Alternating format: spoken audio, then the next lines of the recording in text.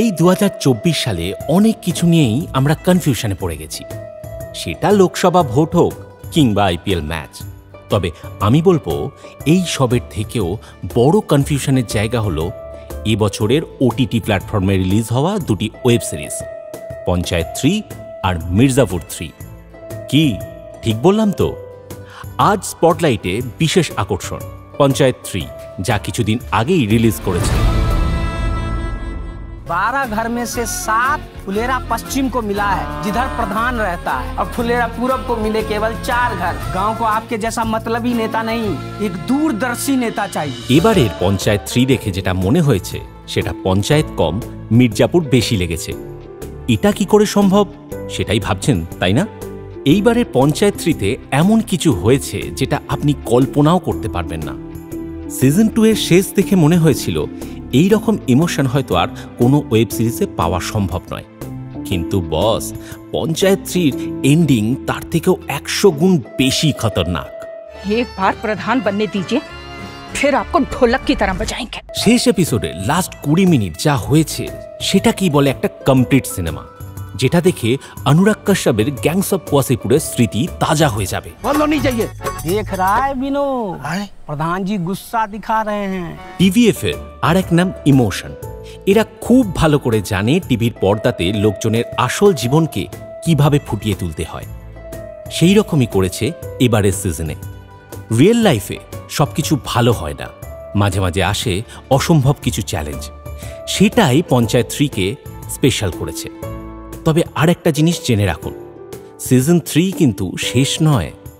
এইটুকু confirm, season 4 খুব তাড়াতাড়ি আসবে।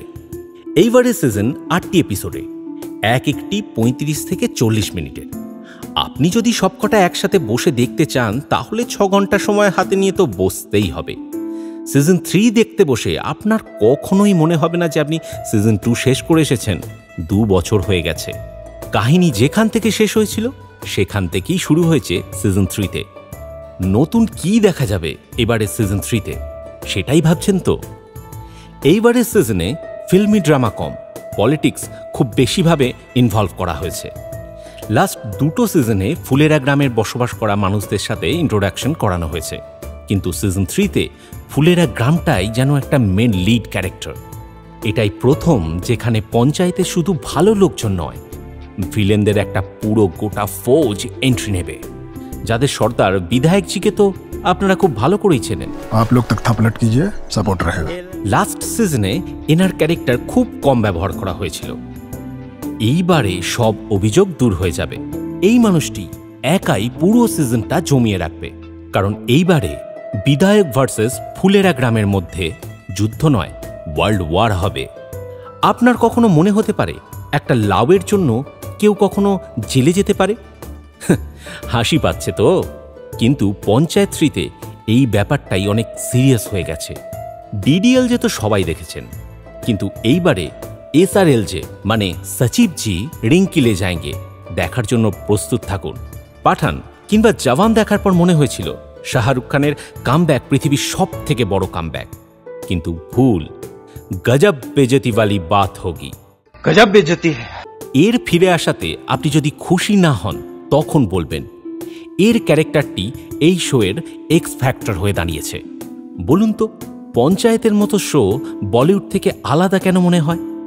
কারণ এখানে কেউ হিরো হিরোইন নেই। যে কোনো ক্যারেক্টার যে কোনো সময় শোতে ইম্পর্টেন্ট হয়ে যায়। টিম এফোর্ট একেই বলে বস, যেখানে সচিবজি আর প্রধানজি ঘটনার লিড ক্যারেক্টার, সেখানে পেহলাক চাচা আর বিকাশ সিজনের সব থেকে বড় স্টার। সিজন 3 দেখার পর আপনার একবার মনে হতেই পারে যে সব কিছু ছেড়ে ছুড়ে একবার অন্তত ফুলেরা গ্রাম থেকে ঘুরে আসি। আমাদের চ্যানেলের তরফ থেকে পঞ্চায়েত 3-কে আমরা দিচ্ছি 5-এ 5টা স্টার। আপনাদের দেখে কেমন লাগলো এবং আপনারা কতগুলো স্টার দেবেন সেটা অবশ্যই কমেন্ট করে জানাবেন। नया सचिव। এমনই আরও অনেক ভিডিও দেখতে এবং বাংলা অডিও স্টোরি শুনতে ফলো করুন আমাদের ফেসবুক এবং ইনস্টাগ্রাম পেজগুলিকে ও সাবস্ক্রাইব করুন আমাদের official YouTube channel extreme fiction ক্লাসিক্সকে।